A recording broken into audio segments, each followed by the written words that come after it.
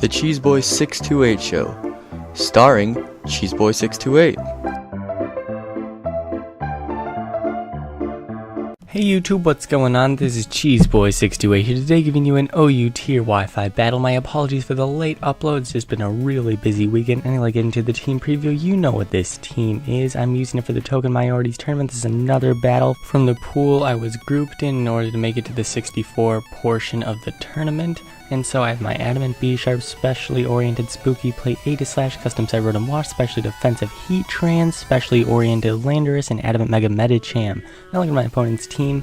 He has that really bulky core of Heatran and Mega Venusaur. That's going to be difficult to take down. I can try to wear it down with Medicham, but then he has A//, and I do have Heatran to kind of counter that a little bit. But my A// is going to do some decent work, but I think that the best play for me is definitely get my Rocks up as soon as possible, as he does have two Pokemon weak to it, and residual damage is always nice on everything else. He does have a Latias for defogging. I need to figure out what kind of set that is, but let's see how this battle goes. So this was a really good battle that I want you guys to see, and I'm going to start with my Rotom Wash. It's a pretty good scout for anything on my opponent's team. He's going to start with Staraptor, and he has no reason not to press U-turn right now, because otherwise my Rotom Wash is definitely going to hurt it. It doesn't do too much. I'm guessing it's probably going to be a Scarf variant, and he doesn't have a ground type, so I'm definitely free to go for the Volt Switch right now.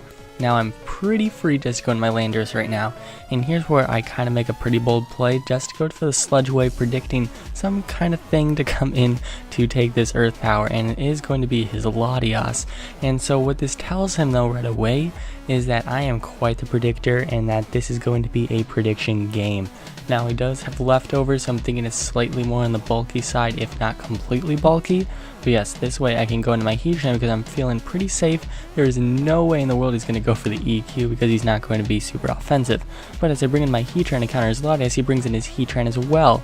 And I'm not sure what I think of this situation. He does go for the Earth Power, and he does go first, so I'm thinking maybe he outspeeds me. But it doesn't kill, so maybe he's specially defensive as well, or just my bulk is truly superior, I don't know. So I go for the Rocks, and I'm able to get all that residual damage on pokes that come in from now on. And now I go for the Earth Power, maybe just really as a suicide attempt in case he wants to get up his own Rocks, but he actually goes for the Roar this turn, which I think is kind of a misplay. Maybe he's predicting my Landers to come in to dodgy Earth Power, but nonetheless, I don't know if that was the best play for him to make, because now I go into my B-Sharp from the Roar, I can press knockoff, and he dies. The Heatran is gone, there is no chance of him getting Rocks up anymore, and now he's going to bring in his Venusaur, and I'm really fine with this play, to be honest, but I kind of just want to switch out. As much as I could stay in to be Sleep Fodder, or maybe he doesn't even have anything for me, he could have EQ, not entirely sure, but that's why I'm going to scout my Heatran, because my Heatran's practically useless, and he's actually going to go for the Leaf Seed, and that's pretty good for me, because if he goes for the Sleep Powder, this means I've Sleep Fodder on a poke that I really don't care about anymore, because I did get up my Rocks, and they are probably going to stay up for a decent amount of the game,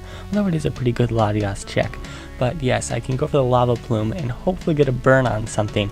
Turns out he doesn't go for the Sleep Powder, and so I'm going to go for the Lava Plume, hopefully burn this Latias, but that's not going to be the case. So with Leaf Seed and leftovers, he's definitely going to be withering me down quite a bit, but at the same time, I probably counter this Latias pretty well. But I am taking all this residual damage, not sure how I feel about that, but I am going to switch out into my B-Sharp, because I'm thinking even if he goes for the Draco or the Psyshock, I should be fine, because I don't think he's going to have Earthquake like I was saying. But yes, I was predicting the Defog here, which is why I bring in my B-Sharp, and here's a really interesting play. I thought the Sucker Punch was way too obvious, and he goes for the HP for what I assume right now to be Fire. Now keep that in mind for later, that is huge.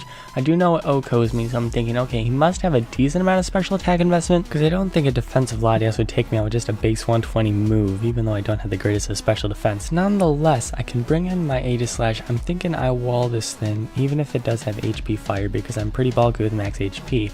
And I'm going to go for the King Shield here after I attempt to go for the Shadow Ball. But yes, he locks himself in a U-turn here, and this is really good for me. I know there is no purpose for him to stay in. Look at that damage, 4 damage, that's pretty legit. So I'm going to go for the Shadow Ball, do a ton of damage, hopefully to this Venusaur. If I get a Spit F drop, that would be really awesome, but I'm not thinking, it doesn't really matter. It does do a significant chunk. It is a solid 2 KO, but if he Sleep Powders me, I do not want this. I was kind of scouting to see what he goes for, maybe if he wants to go for the EQ or not. I was just scouting with my Rotom Wash, but also I know he wasn't going to go for the Giga Drain there. So here I can easily go for the free will to get residual, or I could go for the Volt Switch just to see how fast he is. So I am going to go for the Volt Switch as he brings in his Latias. I still don't know what kind this is. I don't know how much speed it will necessarily have, even though it took a pretty significant chunk from the Sludge Wave. But now, as he brought in his Latias, I can freely go into my Heatran and attempt to Lava Plume this Latias to burn it. Now he goes for the Hidden Power. I'm thinking, okay, maybe he's predicting something. It's super effective. It is HP fighting. That is totally unexpected. There is no way I could have possibly expected HP fighting from a Latias. But yes, with that in mind, now I'm definitely going to die from the next one, and I can go for my rocks as he goes to the Defog actually, which is kind of interesting, and it's kind of going to be a stall match here as I can go for the Lava Plume. I thankfully burn, and so I'm kind of hoping I can get rocks at the end of this, and after burn and such, he will probably be at half health if he keeps trying to defog my rocks away as I try to go for them, or he tries to finish me off with the HP fighting. And I am thinking he's probably going to go for the HP fighting here. I don't have rocks up right now, so there's no reason for me to really fodder off my Heatran. He actually does go for the Psyshock here, maybe predicting my Aegislash to come in, even though it didn't really do that much damage. Now I can easily go for the Shadow Ball as he goes for the Recover, and I'm really hoping the Shadow Ball does a ton of damage. That would be more than appreciated. So yes, I'm going to go for the Shadow Ball. Let's see how much it does. Oh my gosh, it almost dies. And with leftovers, he might just barely live with the burn, but no, that is not the case. He is going to go down, so that is great. So if I do get a free chance, I can go in my Heatran and get my rocks up. But he has a Talonflame, and as much as I have this Heatran counter, if you will, I think I was going to die to a Brave Bird, but he goes for the Will-O-Wisp. What? I did not expect this at all. It's kind of cool since it does have a fourth move slot that doesn't really get used for anything. But with that in mind, and he's apparently locked in, I can easily go for my rocks now and just get some nice residual damage on these flying types that still exist. And since Latias can't defog anymore since it's dead, I get some really nice damage on them. So I do have the counter. I have the Aegislash. I have the Staraptor counter. And I'm thinking he's probably going to switch out here because I do have Sacred Sword and I can easily King Shield as well. But that is not going to be the case. I don't know. I was not expecting that at all, that's for sure. He makes some really good plays here. I go for the Shadow Ball to predict him to switch out. That is not the case. And then here, I'm going to go for the King Shield, thinking at this range he knows that another Brave Bird will take him out. And I do have the Sacred Sword, which if he tries staying in after that, I'm going to be able to take him out. But he just switches out. So here he actually goes for the Leech Seed instead of Sleep Powder. Maybe he just doesn't have the Sleep Powder at all. I go for the Shadow Ball. Does a really nice chunk because that's a critical hit. And that was pretty huge at this point in the match, but I honestly think that with my Landers I could easily have been able to start taking him out afterwards. But here I am going to go for the Shadow Sneak because he's going to be faster and he does have Synthesis. So he actually goes in the start after making a pretty ballsy but nice play, and that is going to take me out with the Leech Seed recovery. So now I can easily go into my Mega Medicham and evolve and go for the Fake Out and see how much it does. If it looks like it's a 2 KO from this range, I can press Bullet Punch and take him out. If it's a little risky, I can probably switch out. But I'm thinking it does a little more than half. Even with damage rolls, I should be able to take him out with a Bullet Punch, and that is the case. And oddly enough, I mean, he has an Aegislash. I'm not really sure why I didn't bring that in, because unless I carry Fire Punch, which is extremely rare, I'm never going to be able to touch an Aegislash very well. Now here I have to pretty much fodder off my Heatran. If I lived the Shadow Ball, that would be super cool, but that is not going to be the case. I'm going to draft from the Shadow Ball. I'm a special defensive Heatran, so that Life Orb Aegislash just shows why it's so powerful. But here he goes to the stance change and goes to the King Shield. And so I'm going to go for Earth Power. Maybe he doesn't know that Earth Power does kill at max HP. So that's why I am going to go for the Earth Power. But he is just going to sack off this Venusaur here. That is his best play, because he's just going to die anyway. This Venusaur is really not useful, you know, at like 3 HP after rocks. So he's going to go into his Talonflame now, and I still have my Rotom Wash, so there's no reason for me not to go into I do Waltz Dual Step. If it goes for the U-turn, that could be pretty intense, and well, what do you know? He does go for it, and so he's going to switch out.